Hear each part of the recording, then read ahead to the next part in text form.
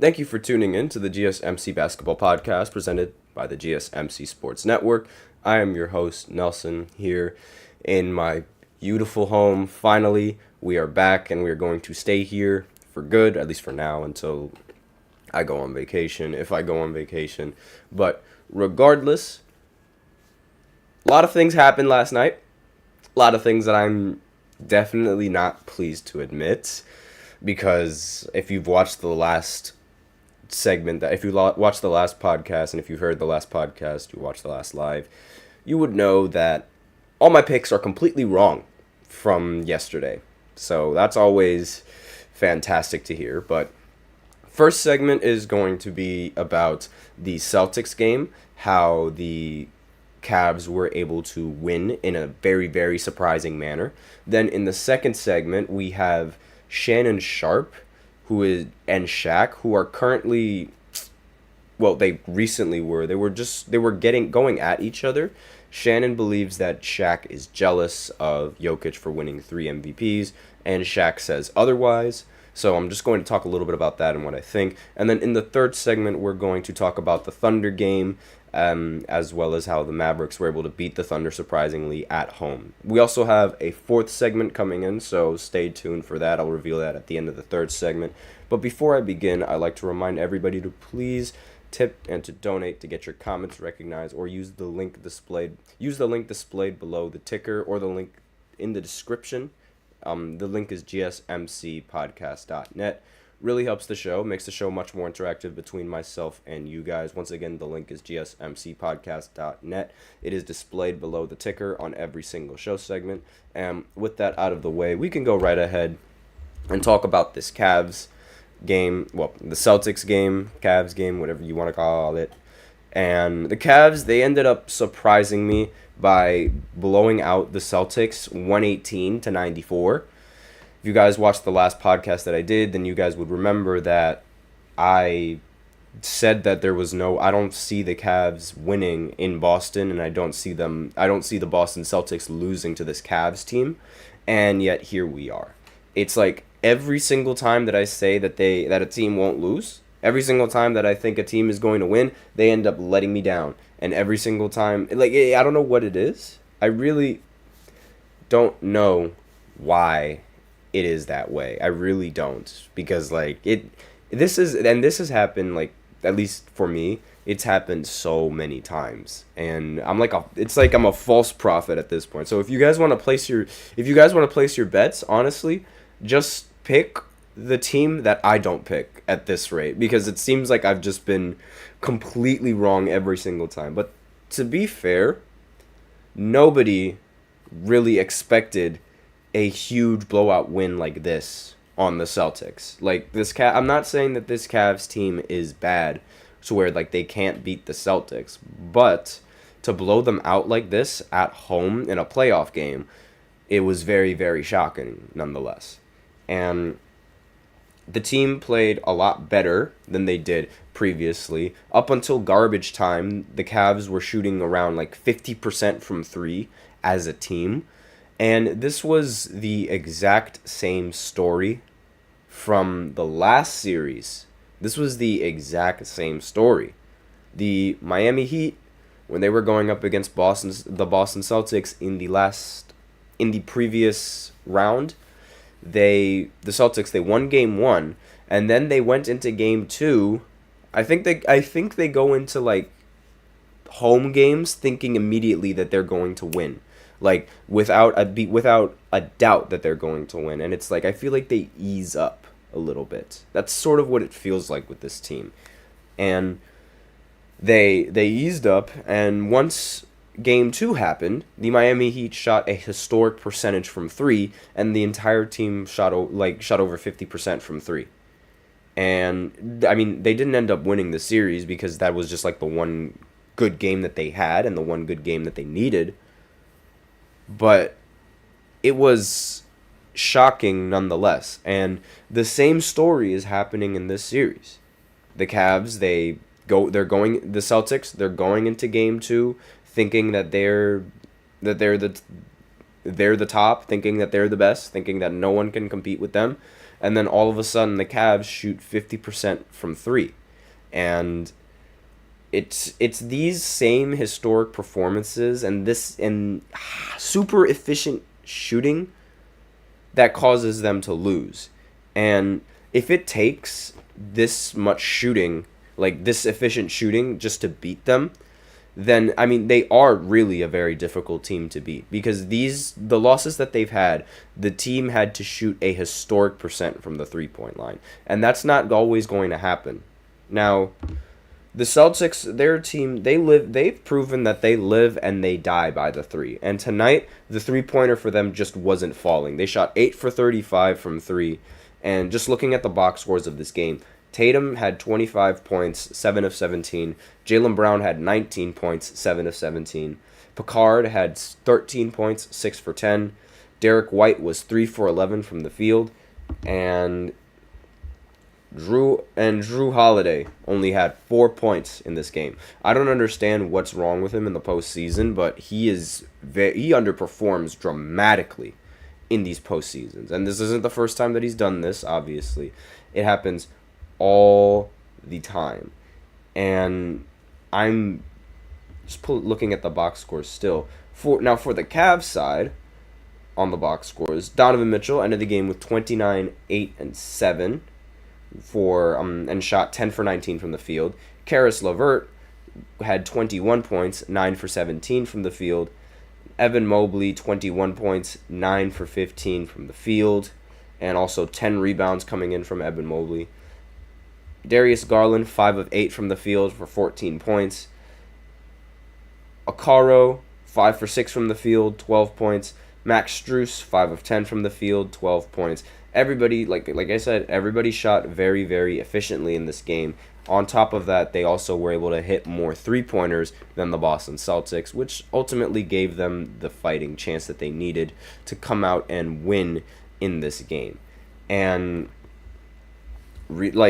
again, this is sort of the same story that we see every single time, with this team. And it seems that the Celtics, they get overconfident in themselves and they underestimate the other team sometimes. And I'm not entirely sure if that's true, but this is it's what I see, because Jaylen Brown earlier, there's a quote, he said it's going to be difficult for a team to win 4 games against us, and that's just adding fuel to the fire for other teams to try and beat you, and also adding more pressure on yourself. It's never ever good to talk highly about your team in the postseason. Never good whatsoever, because that gives the other team some motivation into trying to actually perform better against you, and it puts a target on your back. And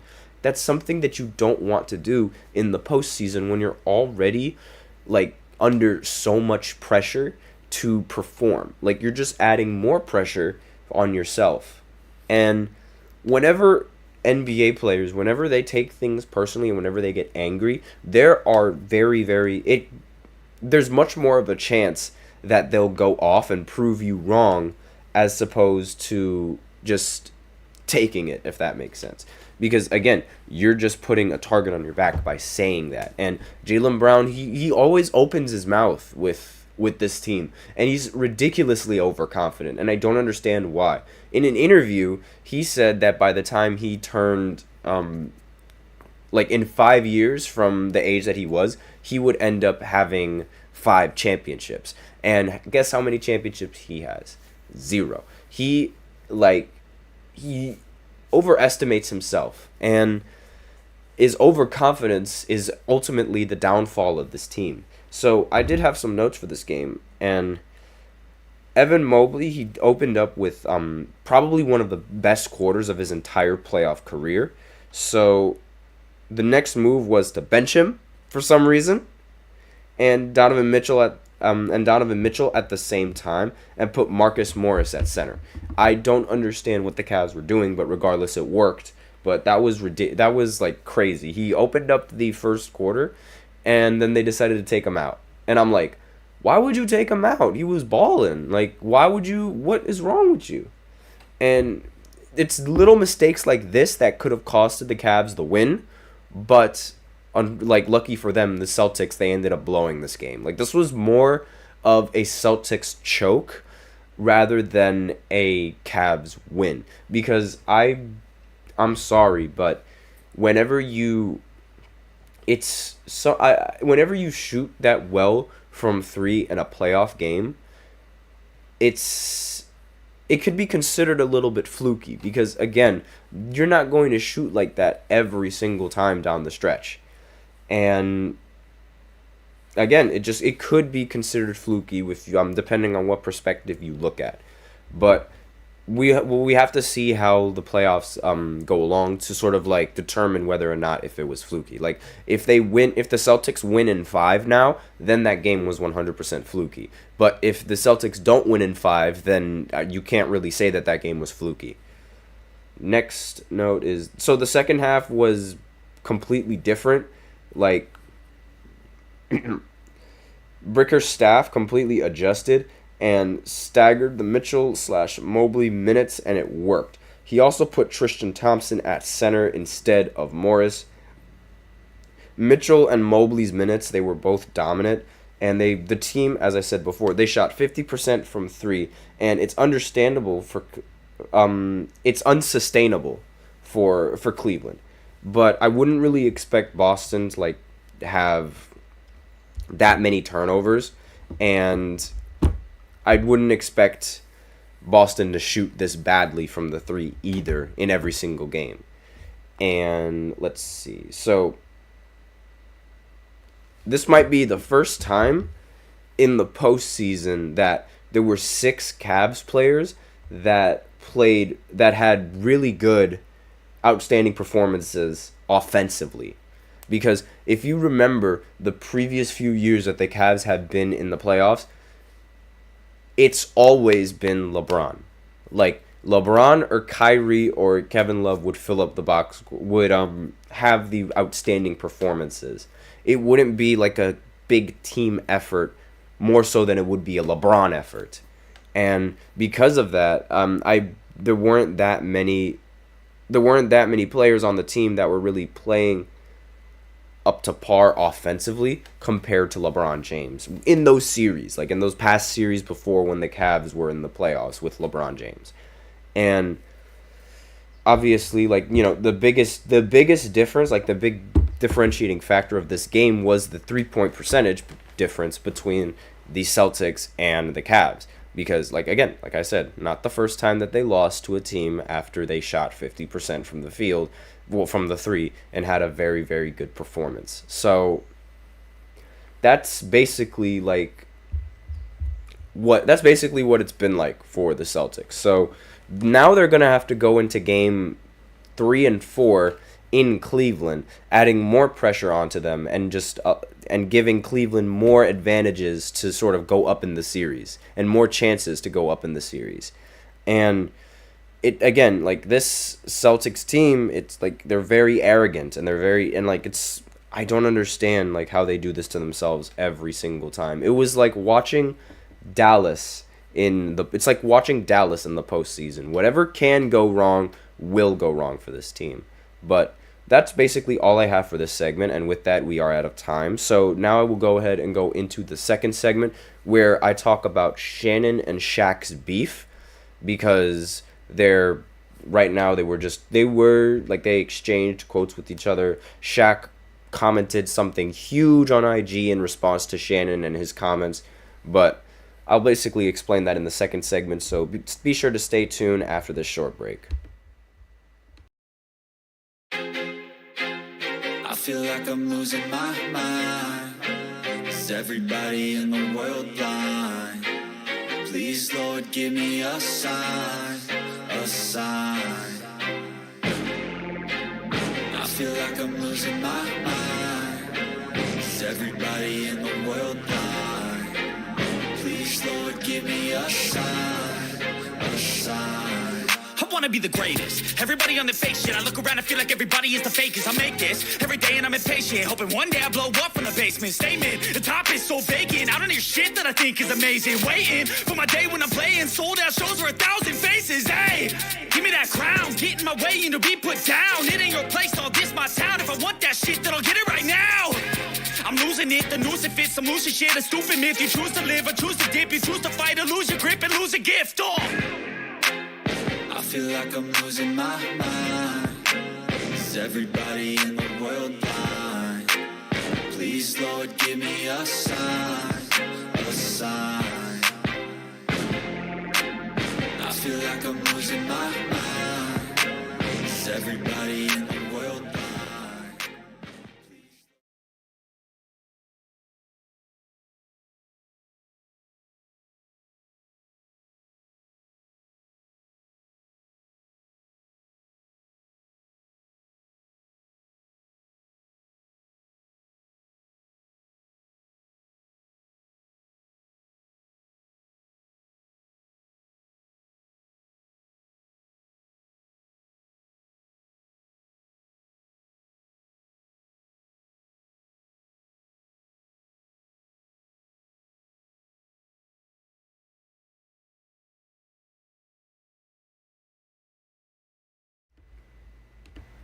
And we are back with the second segment of the GSMC Basketball Podcast presented by the GSMC Sports Network.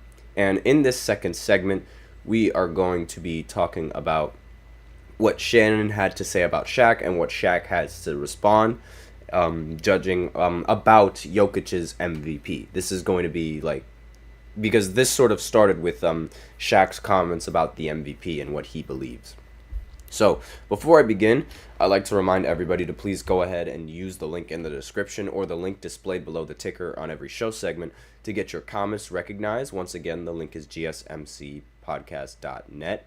Really helps the show, makes the show much more interactive between myself and you guys. Once again, the link is gsmcpodcast.net and really helps the show.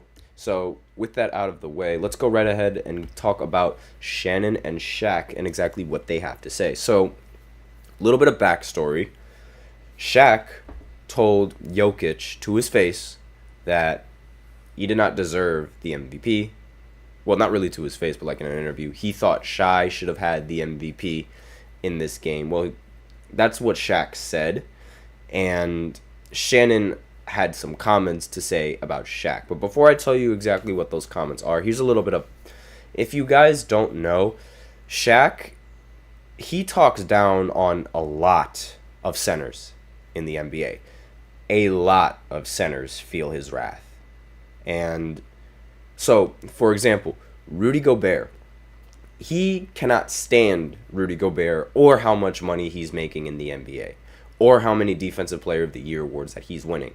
Because in his mind, he thinks that he is much better than Rudy Gobert. Like, when he was playing, he thinks he was a much better player than Rudy Gobert. And Rudy Gobert is lucky to have played in an era that rewards people with so much, compared to where Shaq played in an era where contracts weren't as big, and not to mention the awards that he would get, like, they weren't that many because of voters and how they would vote for MVPs. Because let's face it, Shaq, he only has one MVP, but he should have gone back to back. In 2001, Allen Iverson won the MVP, but the real winner of the MVP was obviously Shaq.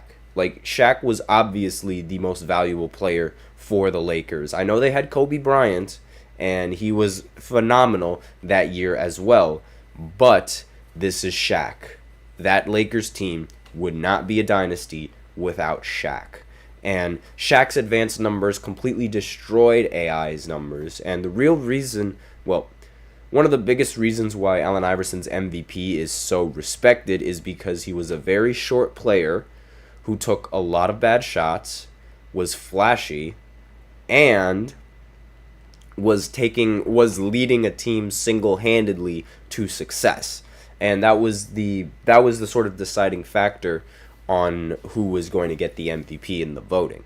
And honestly, Shaq, he should have deserved that MVP, and he should have deserved more MVPs as well, but he just wasn't given any.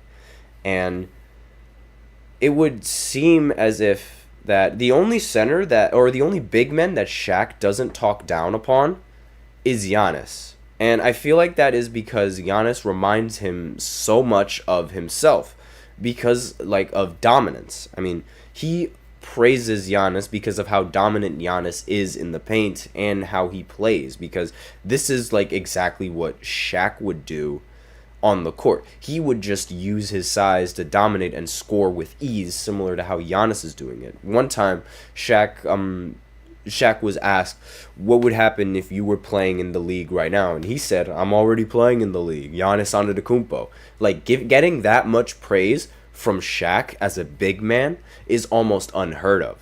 So, Shannon reacts to Shaq's comments on him believing that Shai Gilgeous-Alexander deserved the MVP over Jokic, and now Jokic having 3 MVPs, which is 2 more than Shaq. Shannon says Shaq sees a guy like Jokic that's not as dominant as him, gets 3 MVPs in 4 years. I think a part of Shaq is envious of that. And I could not agree more with Shannon whatsoever. I could not agree more with what he said, because it does feel like Shaq is envious of a lot of these centers either getting more awards than him now, making more money than him, doing things that he felt he deserved while he was in the NBA. And I understand where Shaq is coming from, because let's face it, he is the most dominant center that the NBA has ever seen, and he wasn't even getting this kind of treatment that all of these players were getting, and players that he feels he's better than, and he feels that it's unfair. And he takes the time to insult any kind of big man that is even remotely good. It seems like it. And it seems like every single time that he has something to say about a big man, it's something negative, aside from talking about Giannis Antetokounmpo. That is the only big man that Shaq talks positively about. And onto Shaq's response. He responded on Instagram. So I'll read the entire comment, and it's a lot. "You took me sticking up for Shai as jealousy of Joker. Shows how smart you are, and..." Well, hold on, I'm going to try to say it in the voice. "You took me sticking up at Shai as jealousy of Joker. Shows how smart you are and how you say anything to get clicks. So here's some clickbait for you. If you ain't ranked in the top 10 in your profession, then you can't speak on me. Don't forget, I know what you did to get where you at." And the reason why I'm stuttering is because the English is really bad in the text. And I wonder what he means by that. Where he says, "I know what you did to get where you at." So, there's more to the quote, obviously. "Me jealous? Sounds like you jealous. I know you trying to stay relevant by gossiping on your podcast. We don't believe you.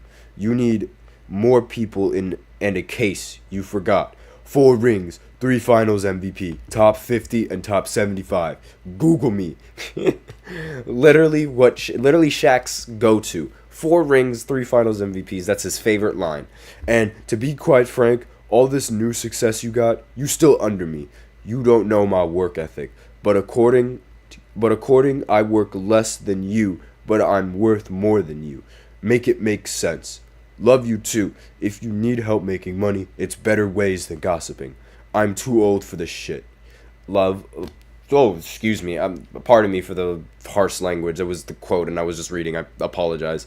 "Love always the most dominant big man ever who never took it serious. Remember, I don't know you. And in the words of Skip Bayless, I'm better than you. Hashtag G14 classification. I have it. You don't. Not in my profession. And your GOAT debate? Never wanted to be the GOAT. I wanted to be who you should greet me as, the most dominant ever. Hashtag the apex predator." That's what he said. Again, I apologize for accidentally dropping that S-bomb. It was uncool, and I was just reading the entire quote of the Instagram. You could go ahead and look at the comment on IG where he commented on Shannon's little rant over the podcast, but that's basically all that was. That's basically what Shaq had to say. Again, sorry for saying that word. And based on all the the thought put into that text, because it was a very long paragraph, and all the thought put into that comment, it's like, if you're not jealous, why even take the time to defend yourself with all of this? Why not just say 4 rings and 3 finals MVPs? Who is jealous? Like, that's what I would have said in his situation. And that, like, because you don't need that big of a paragraph to sort of get your point across when you have as many rings as Shaq does, and finals MVPs as well. And he did say, I mean, not to say that Shai doesn't deserve it, but if Jokic didn't win it, I would have been really upset, because Jokic by far was the most valuable player in the entire NBA. And Shai, like, he was very valuable for the Oklahoma City Thunder, but he wasn't as valuable as Jokic. I'm sorry to say, he was not as valuable whatsoever. And this sort of feud with Shaq and centers has been going on for a while. But I wonder what Shaq meant by "I know what you did to get where you are." Like, what did Shannon do? And, like, why are we getting this why are so many beefs happening at the same time? Kendrick Lamar and Drake were beefing with each other a week ago, and now we're getting Shannon and Shaq beefing? Like, what's going on? Not to mention Future and Gunna beefing on Twitter as well. Like, what's going on? Where's all this beef coming at all of a sudden? And I mean, I think Shannon has a very legitimate point to Shaq's case. I do think that Shaq is a little bit jealous at the fact that Jokic has 3 MVPs. I do think that he believes he deserved more MVPs, and I don't really, but I do agree with his comment and everything that he had to say. And it was like, you should not be talking down on someone like that. And I feel like there would have been a nicer way to say it. But then again, I don't think Shaq would have taken it in a nicer way whatsoever, because Shaq is very prideful of his career and what he's done as a center, and saying that he's jealous of anyone will definitely have him responding, because 4 rings and 3 finals MVPs, what's there to be jealous about? That's in his mind. But that's basically all that needed to be said, and that I had to say about this little debacle that these two guys have had. And with that, we are out of time for the second segment. So now I will go ahead and go into the third segment, where I talk about the Oklahoma City game, as well as and the Mavericks beating OKC at home, and just my thoughts on that game, what went wrong, what I thought was going to happen, things of that nature, where I think the series is going to go. And that'll all be covered in the third segment, so I will be right back after this short break. Looking for your daily fix of sports talk without having to pay for it? GSMC Sports Network is available on YouTube. Just search GSMC Sports Network. Get your fix of daily sports talk shows on YouTube, absolutely free. NFL, college football, NBA, MLB, MMA, UFC, fantasy football, and so much more. GSMC Sports Network has shows running all day long, with new sports shows starting every 2 hours. Just like on your favorite cable sports channel, except GSMC Sports Network is absolutely free. Just search GSMC Sports Network on YouTube to catch one of your new favorite shows, like the GSMC College Football Podcast, Chip Shot Football Podcast, Hoops and Heels Women's Sports Podcast, GSMC Basketball Podcast, and so many more. Check it out for yourself. GSMC Sports Network, now available on YouTube absolutely free. Search GSMC Sports Network on YouTube right now.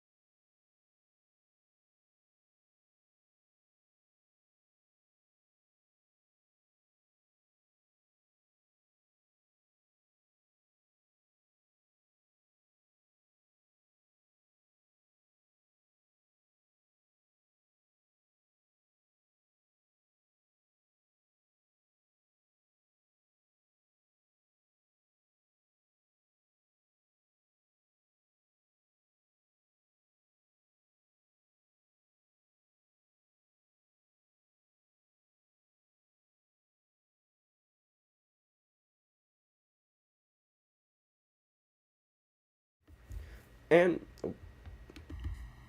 we are back with the third segment of the GSMC Basketball Podcast presented by the GSMC Sports Network.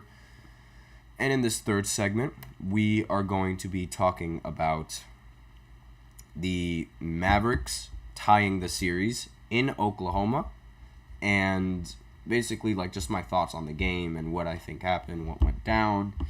And I'm very surprised of the outcome of this game. Again, my picks from yesterday, they've all been wrong, completely wrong, and it's really unfortunate that they were wrong. And I feel very, very disappointed in myself for picking the wrong teams yet again. I don't know why this always happens, but like I always just have really, really bad picks, and I don't understand. So right now the series is tied against the Mavericks and OKC. The Mavs won 119 to 110. Excuse me. And the game was close. Like throughout the entirety of the game was close. And excuse me. But the Mavericks, they were sort of able to win out. They were able to win in every single quarter except for the fourth. They outscored the Thunder in every single quarter except the fourth, and they only got outscored by 1 point against the Thunder. Now, looking at the box scores, the Luka Doncic, he ended the game with 29 points, 9 rebounds, and 7 assists, and PJ Washington, of all people, ended the game with 29 and 11. I was not expecting this game from PJ Washington. That's why I said of all people. I'm not saying that he's a bad player. I just did not expect him to play this well in this game. That's all. And he also shot 11 for 18 from the field and 7 for 11 from 3. So he was playing very, very well in this game. And Luka, he shot 11 for 21, 5 of 8 from 3. Much more efficient than the rest of the postseason that we saw from him. So maybe he found his shot again in the postseason. We'll have to see how this goes. Because if he found his shot, that's a serious, serious problem for OKC. Tim Hardaway Jr., he ended the game with 17 points, 6 of 10. Gafford ended the game with 13 points, 4 of 6. And Kyrie Irving, surprisingly, shot 2 of 8 from the field for 9 points. He did not play that well in this game, but it didn't really matter. And if he did play well, and if he hit a couple more shots, then maybe this would have been a blowout win for the Dallas Mavericks. And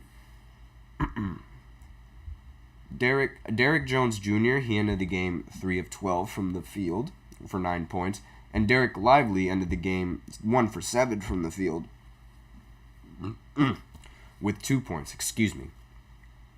So, but regardless of those lackluster performances, it didn't really matter because the Thunder ended up losing. Shai ended the game with 33 and 12 rebounds and 8 assists, so 33 points. And obviously, this is nothing new for Shai. We're accustomed to seeing him play these kinds of games. We're accustomed to seeing him score as many points as he does consistently, and him and Jalen Williams were basically the only scorers for this Thunder team, and that is not enough when you're going up against the Dallas Mavericks. You need a lot of scoring, and you need these players to be much more efficient. And Jalen Williams, he ended the game with 20 points, and he shot 7 of 17 from the field. Shai shot 13 of 24 from the field.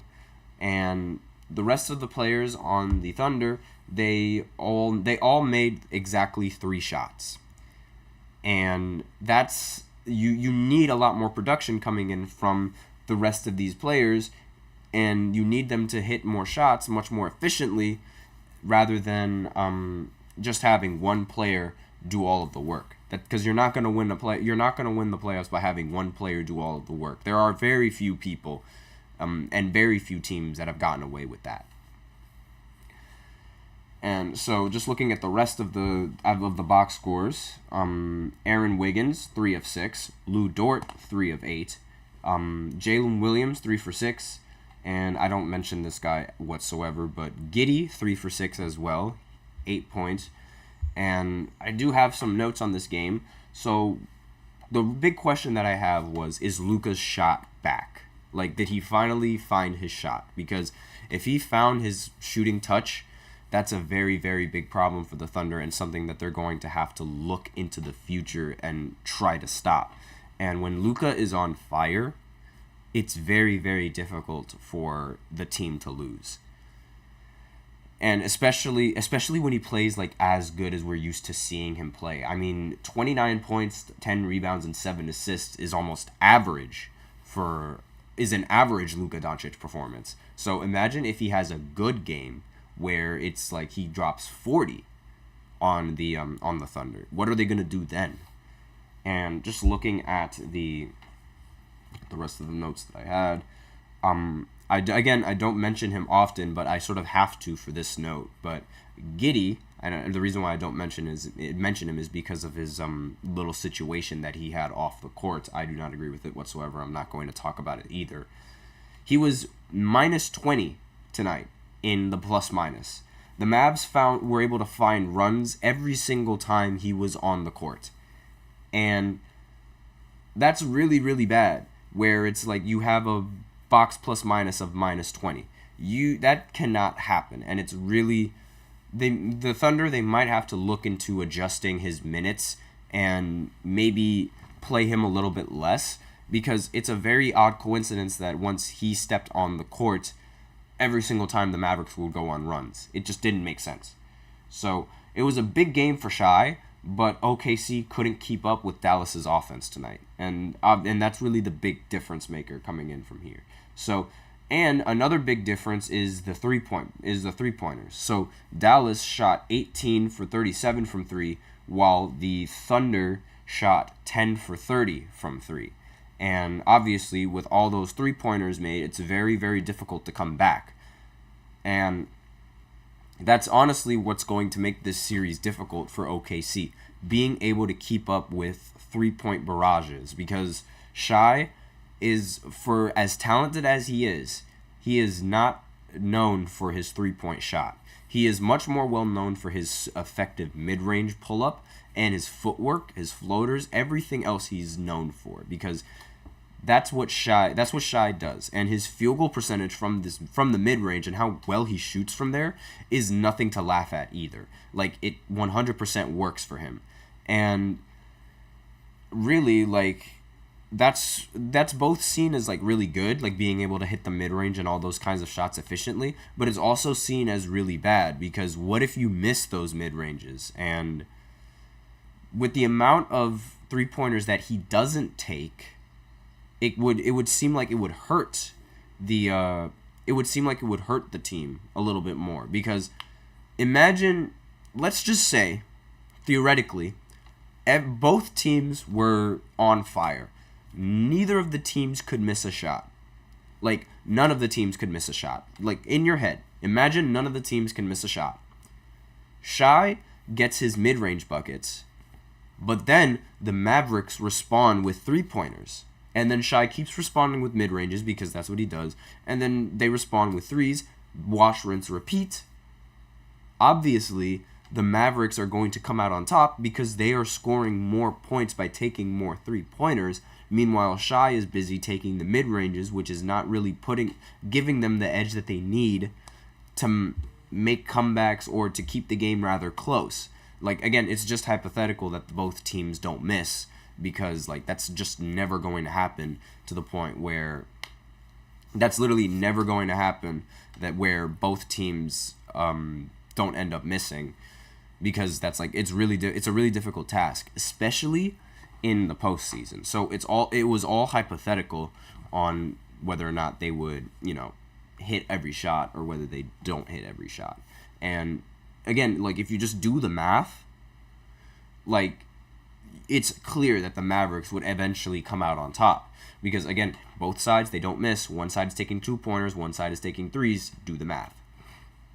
And that's going to be, I feel like that's going to be a very big problem for the Thunder. Now, granted, the entire team doesn't shoot mid-ranges like Shai does, but the entire team also doesn't take as many shots as Shai does.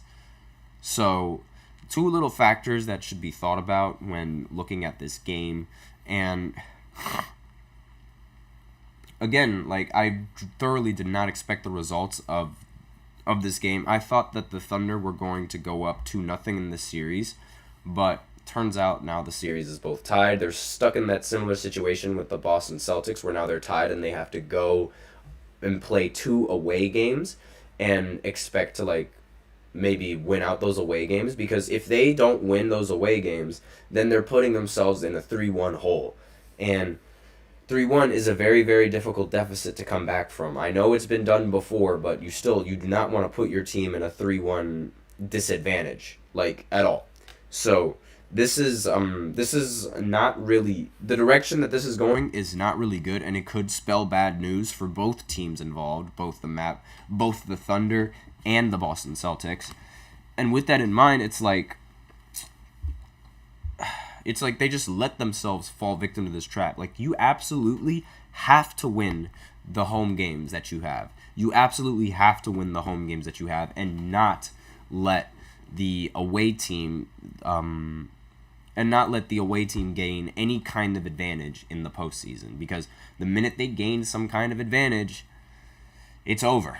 And you cannot allow that whatsoever. So those are my thoughts on that game, and like where the series could really project to, because like there is a very huge possibility that the Mavs end up going up 3-1 in this series, because again, this Mavs team is very, very good, and they won without Kyrie playing like how everyone's used to seeing Kyrie play. And we just have to wait and see how the series goes. But if Kyrie plays like as well as we're used to seeing him play, then it might be a serious problem for OKC, because again, like, this team, like, they're really, really good, and they have much more experience, especially Kyrie. He has much more experience in the postseason than anybody right now, and the Mavs team as a whole, they also have much more experience than this Thunder team. And I feel like, honestly, anyone that's been in the playoffs has a little bit more of an advantage against the Thunder, simply because they've been in that situation before, and they were able to handle that, and they're able to handle the kind of pressure. So that's basically all I have for this third segment. So now I will go ahead and go into the fourth segment, where I talk about Glenn Davis getting arrested for NBA insurance fraud. And I'll explain all of that in the fourth segment and go into detail about that after this short break.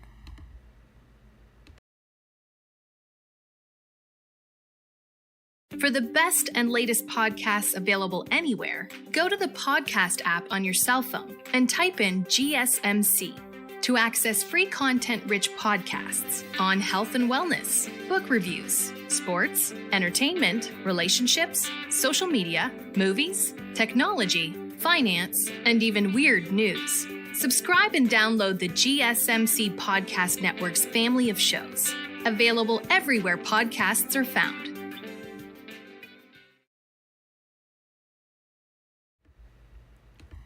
And we are back with the fourth segment of the GSMC Basketball Podcast, presented by the GSMC Sports Network. And in this fourth segment, we're going to be talking about Glenn Davis being sentenced to 40 months in prison on NBA insurance fraud. So, nickname Big Baby, that's who he is, and that's his nickname, and he will be going to prison for insurance fraud. So I'll just briefly explain sort of the entire case and what's going on. So he was sentenced to 3 years of supervised release, but in November, Davis was found guilty of healthcare fraud, wire fraud, conspiracy to make false statements, and conspiracy to commit healthcare and wire fraud, and faced 20 years in prison. So this is a very, very big deal. Federal authorities said that Davis and others defrauded an insurance plan for NBA players and family members of more than $5 million in a scheme that lasted at least 4 years. So the players would make false claims for dental services and various medical care but those services were never provided. So essentially, they were using the money given to them on insurance for themselves, as opposed to for their health. Like, I can't really say for themselves because insurance is supposed to be for themselves, but they're using the money for purposes that weren't legal, I guess you could say, because $5 million in insurance, making these false claims and like using that money for your own personal gain, as opposed to using that money to either, for example, actually go to dental services or actually like go to some medical care. Using it for any other reason would be illegal, and it's just wrong, because like that insurance, it's supposed to be going towards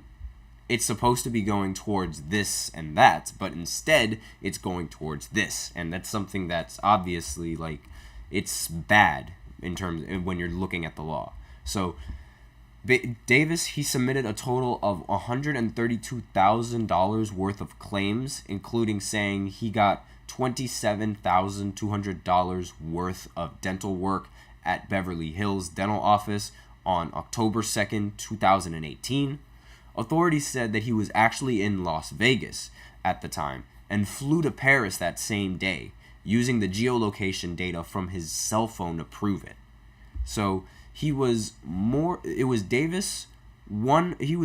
of more than 20 people convicted in this case, including ringleader and former NBA player Terrence Williams, who was sentenced to 10 years in prison.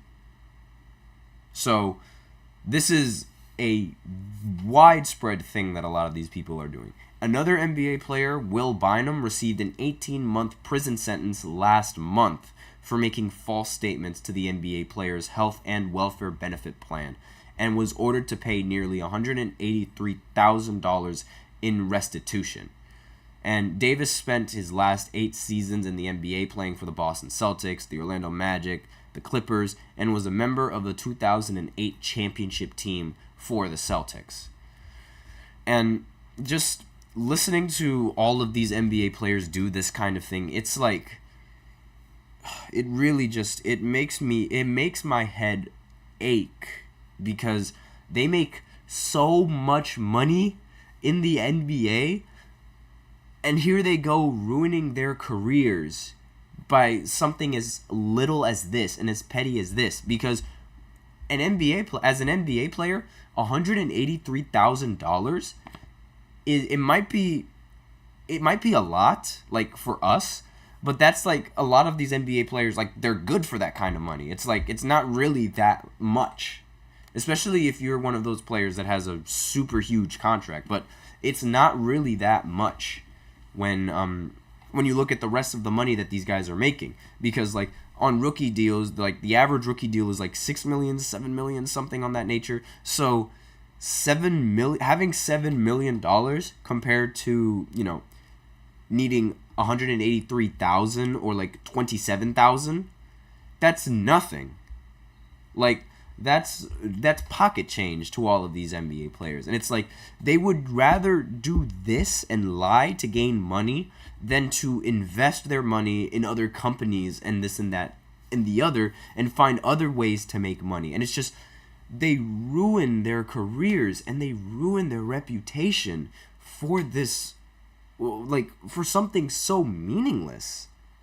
And I'm like, why? Like, this is almost as bad as the Jonte Porter incident, where he gambled, he leaked information to help gamblers and help them sort of make some kind of money on betting the under on some of his games. And it's like, the way that the decisions that a lot of these athletes make, like, it ruins their career, and I don't understand why they would go lengths to do this. It's just, it does not make any sense to me whatsoever, especially when you're loaded with cash, like how these players are. And in any normal person would freak out about this. But Glenn Davis was actually happy that he was going to end up in prison. For whatever twisted, sick reasoning, he was very happy that he was going to prison, and I don't understand why. But, like, it's just really, really sad seeing that him and multiple other NBA players also lying and committing insurance fraud.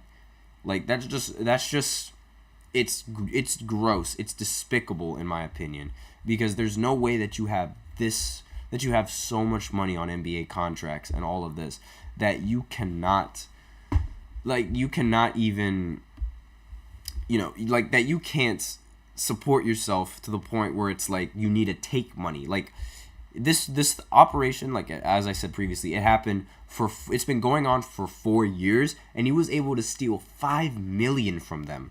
That's still less than an NBA rookie contract, I believe. And it just infuriates me, like, just how this works. It just infuriates me, like, how some of these players think. So, and it's like, after his sentence, Davis addressed on Instagram Live, and whoever was within the earshot of New York City courthouse, joking about his sentence. He said, here's the quote, "I'm gonna be swole though. I swear to God, I'm about to get in so much shape on God." Davis said, "That's what God say. I'm going to stop you eating hamburgers. I'm gonna put you in jail. You don't want to stop eating hamburgers and Cheetos, you're going to jail. So now I'm gonna become The Rock." That's what he said. And obviously, like, that's part of the reason why he has his nickname Big Baby. And he, in the NBA, at his 6'9" frame, he was 290 pounds. And that obviously, like, that tips the scale in terms of NBA players. And it's a very sick, twisted way of looking at going to jail for insurance fraud. And it almost seems like he doesn't care about the fact that he stole so much money from NBA insurances. Further adding on to the fact that the money that he stole was like pocket change to him. Like, and Big Baby, Glenn Davis, he wasn't an all-star player in the NBA. He got a championship and he does have a ring, but he wasn't one of the best players on that championship team, and he hasn't really been the best player on any kind of team that he's played on. And but still, this money is pocket change to him. And it's like he doesn't really care about the fact that he got arrested, and it really infuriates me how some of these guys are considered athletes. Because, like, why would you even have to commit insurance fraud as an NBA athlete? Why do you even have to do that? With all the money that you made and all the insurance and all the endorsements that you've signed and everything else, there's no need to do this, like, whatsoever. No need to do this. And that's basically, like, all I have that needs to be said about this. I'm extremely disappointed at how many other NBA players resorted to this tactic, and I think it's just incredibly weak. Like, in my opinion, it is an incredibly weak move to steal money from insurances like that, because some other people might actually need that money, and it's being put into whatever he was doing in Vegas, and it's just J.S. Huntington in the chat, greed. Yes, exactly. That's exactly what this is, and I cannot stand to see greed coming from rich NBA athletes like this, and like people that have money like this. I cannot stand the amount of greed that some of them have, thinking that they can steal money for their own personal gain. It is just it's so childish to me, because you could use, like, the money that you made on the NBA and invest it in so many different companies that you'll end up making money just by doing nothing. And it makes me mad that you would really resort to stealing insurance money. It's unnecessary. But that's all I have to say on this fourth segment. So I hope you guys enjoyed, and that would be the end of the show. So thank you for tuning in to the GSMC Basketball Podcast, presented by the GSMC Sports Network.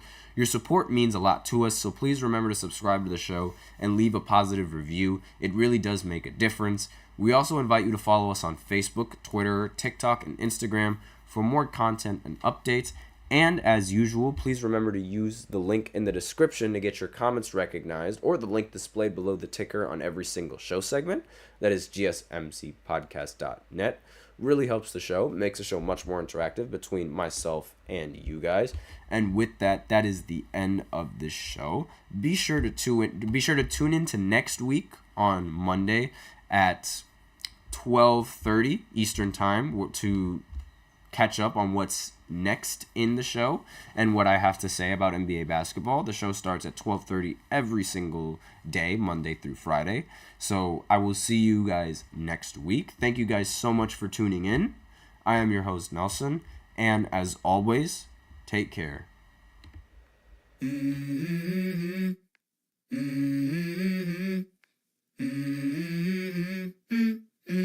Let's go. I wake up to a little bit of drool on my pillow, feel like it's gonna be a bad day. Yeah, I'm tired of shit, and the coffee ain't hit.